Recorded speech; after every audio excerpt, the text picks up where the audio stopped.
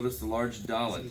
So they want to make sure that the ayin is large enough to distinguish it from a hey, because then it would say something different. They want to make sure that the dalet is understood and it's not a resh, not understood as a resh, because then it could actually change the meaning. So sometimes they enlarge it. But also, ayin dalet, if you had this, if you put these together, aid, which means witness. So as you recite the Shema, you are a witness to God's oneness. Now over here is the Ten Commandments. Right here, it's the repetition of the Ten Commandments.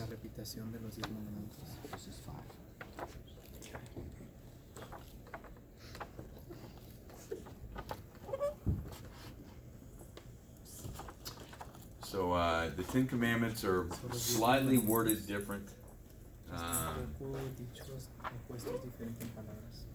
in Deuteronomy than they are in Shemot.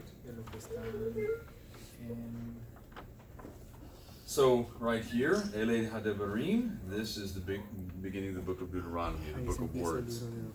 Deuteronomy is oftentimes referred to as Mishneh Torah, the repetition of the Torah, because it repeats many of the commandments, but also there are about 70 new commandments in the book of Deuteronomy.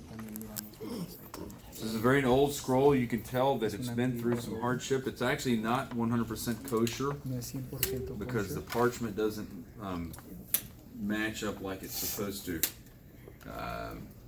But we think, someone said that this scroll is about 300 years old. It came from, I think this is an Ashkenazic custom, and it came possibly through the pogroms in Germany during the Holocaust. We don't know.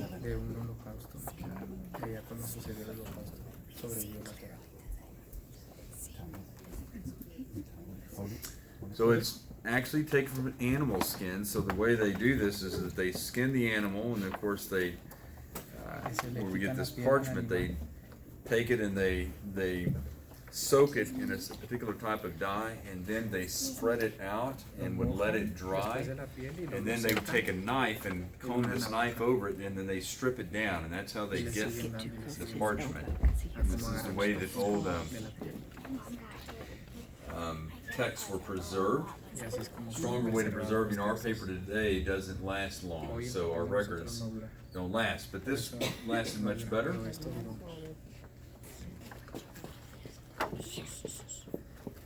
So why did it change? Why did so the old ancient synagogue, everything is in scroll form.